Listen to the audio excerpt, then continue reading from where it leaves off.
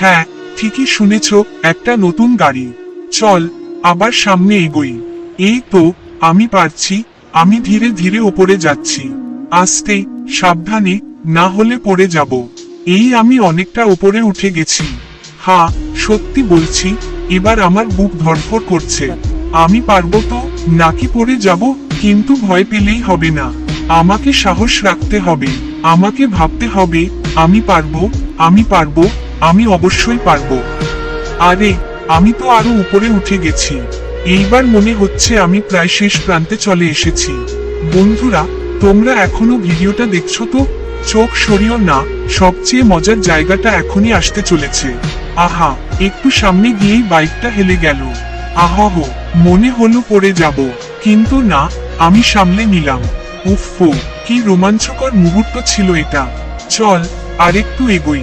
এইবার আস্তে আস্তে